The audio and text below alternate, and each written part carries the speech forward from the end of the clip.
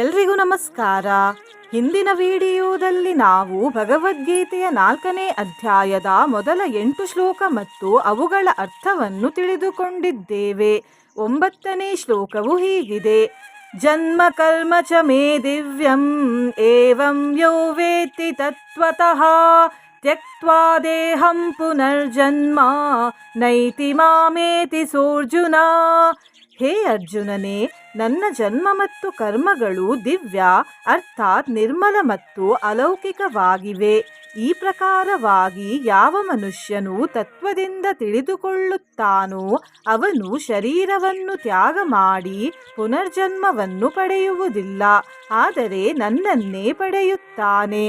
ವೀತರಾಗ ಭಯ ಕ್ರೋಧ ಮನ್ಮಯಾ ಮಾಮುಪಾಶ್ರಿತಾ ಬಹವೋ ಜ್ಞಾನ ತಪಸಾ ಪೂತಾ ಮದ್ಭಾವಮಾಗತಾಃ.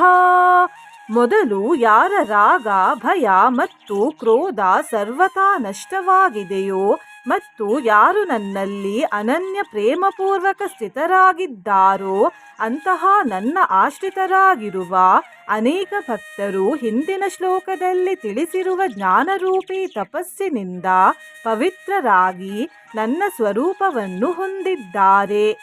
ಯೇ ಯಥಾ ಮಾಂ ಪ್ರಪದ್ಯಂತೆ ತಾಂಸ್ತಥೈವ ಭಜಾಮ್ಯಹಂ ಮಮ ವರ್ತ್ಮಾನುವರ್ತಂತೆ ಮನುಷ್ಯ ಪಾರ್ಥ ಸರ್ವಶಃ. ಹೇ ಅರ್ಜುನನೇ, ಯಾವ ಭಕ್ತರು ನನ್ನನ್ನು ಯಾವ ಭಾವದಿಂದ ಭಜಿಸುತ್ತಾರೋ ಅವರನ್ನು ನಾನು ಕೂಡ ಅದೇ ಭಾವದಿಂದ ಭಜಿಸುತ್ತೇನೆ. ಏಕೆಂದರೆ ಮನುಷ್ಯರೆಲ್ಲರೂ ಎಲ್ಲ ಪ್ರಕಾರದಿಂದ ನನ್ನ ಮಾರ್ಗವನ್ನೇ ಅನುಸರಿಸುತ್ತಾರೆ. ಕಾಂಕ್ಷಂತಹ ಕರ್ಮಣಾಂ ಸಿದ್ಧಿಂ ಯಜಂತ ಇಹ ದೇವತಾಃ ಕ್ಷಿಪ್ರಂ ಹಿ ಮಾನುಷೇ ಲೋಕೆ ಸಿದ್ಧಿರ್ಭವತಿ ಕರ್ಮಜಾ. ಈ ಮನುಷ್ಯ ಲೋಕದಲ್ಲಿ ಕರ್ಮಗಳ ಫಲವನ್ನು ಬಯಸುವ ಜನರು ದೇವತೆಗಳ ಪೂಜೆಯನ್ನು ಮಾಡುತ್ತಿರುತ್ತಾರೆ, ಏಕೆಂದರೆ ಅವರಿಗೆ ಕರ್ಮದಿಂದ ಉತ್ಪನ್ನವಾಗುವ ಸಿದ್ಧಿಯು ಶೀಘ್ರವಾಗಿ ಸಿಗುತ್ತದೆ. ಚಾತುರ್ವರ್ಣ್ಯಂ ಮಯಾ ಸೃಷ್ಟಂ ಗುಣಕರ್ಮ ವಿಭಾಗಶಃ ತಸ್ಯ ಕರ್ತಾರಮಪಿ ಮಾಂ ವಿದ್ಯ ಕರ್ತಾರಮವ್ಯಯಂ. ಬ್ರಾಹ್ಮಣ, ಕ್ಷತ್ರಿಯ, ವೈಶ್ಯ ಮತ್ತು ಶೂದ್ರ ಈ 4 ವರ್ಣಗಳ ಸಮೂಹವು ಗುಣ ಮತ್ತು ಕರ್ಮಗಳ ವಿಭಾಗಪೂರ್ವಕವಾಗಿ ನನ್ನ ಮೂಲಕ ರಚಿಸಲ್ಪಟ್ಟಿದೆ. ಈ ಪ್ರಕಾರವಾಗಿ ಆ ಸೃಷ್ಟಿಯ ಚನಾದಿ ಕರ್ಮದ ಕರ್ತೃವಾದರೂ ಕೂಡ ಅವಿನಾಶಿ ಪರಮೇಶ್ವರನಾದ ನನ್ನನ್ನು ನೀನು ವಾಸ್ತವವಾಗಿ ಕರ್ತೃವಲ್ಲವೆಂದೇ ತಿಳಿ. ನ ಮಾಂ ಕರ್ಮಾಣಿ ಲಿಂಪಂತಿ ನ ಮೇ ಕರ್ಮ ಫಲೇ ಸ್ಪೃಹಾ ಇತಿ ಮಾಂ ಯೋಭಿಜಾನಾತಿ ಕರ್ಮಭಿರ್ನ ಸ ಬದ್ಧ್ಯತೆ. ಕರ್ಮಗಳ ಫಲದಲ್ಲಿ ನನಗೆ ಸ್ಪೃಹೆಯೂ ಇರುವುದಿಲ್ಲ, ಅದಕ್ಕಾಗಿ ನನಗೆ ಕರ್ಮಗಳು ಅಂಟಿಕೊಳ್ಳುವುದಿಲ್ಲ. ಈ ಪ್ರಕಾರವಾಗಿ ಯಾರು ನನ್ನನ್ನು ತತ್ವದಿಂದ ತಿಳಿದುಕೊಳ್ಳುತ್ತಾನೋ ಅವನು ಕೂಡ ಕರ್ಮಗಳಿಂದ ಬಂಧಿತನಾಗುವುದಿಲ್ಲ. ಏವಂ ಜ್ಞಾತ್ವಾ ಕೃತಂ ಕರ್ಮ ಪೂರ್ವೈರಪಿ ಮುಮುಕ್ಷುಭಿಃ ಕುರು ಕರ್ಮೈವ ತಸ್ಮಾತ್ ತ್ವಂ ಪೂರ್ವೈ ಪೂರ್ವತರಂ ಕೃತಂ.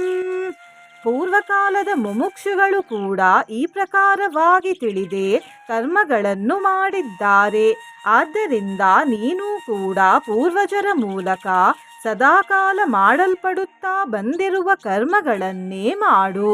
ಕಿಂ ಕರ್ಮ ಕಿಮಕರ್ಮೇತಿ ಕವಯೋಪ್ಯತ್ರ ಮೋಹಿತಾಃ ತತ್ತೇ ಕರ್ಮ ಪ್ರವಕ್ಷ್ಯಾಮಿ ಯಜ್ಞಾತ್ವಾ ಮೋಕ್ಷಸೋ ಶುಭಾತ್.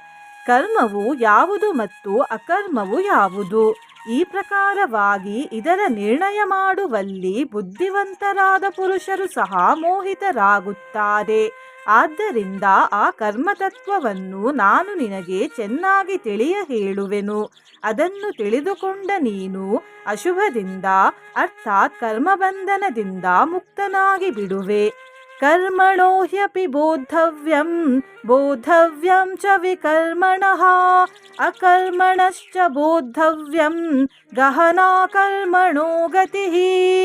ಕರ್ಮದ ಸ್ವರೂಪವನ್ನು ಕೂಡ ತಿಳಿಯಬೇಕು ಮತ್ತು ಅಕರ್ಮದ ಸ್ವರೂಪವನ್ನು ಕೂಡ ತಿಳಿಯಬೇಕು. ಹಾಗೆಯೇ ವಿಕರ್ಮದ ಸ್ವರೂಪವನ್ನು ಸಹ ತಿಳಿಯಬೇಕು, ಏಕೆಂದರೆ ಕರ್ಮದ ಗತಿಯು ಗಹನವಾಗಿದೆ. ಇದು 17ನೇ ಶ್ಲೋಕ. ಇಲ್ಲಿಗೆ ಈ ವಿಡಿಯೋವನ್ನು ಮುಗಿಸುತ್ತಿದ್ದೇನೆ. ಮುಂದಿನ ವಿಡಿಯೋದೊಂದಿಗೆ ಮತ್ತೆ ಪುನಃ ಸಿಗೋಣ.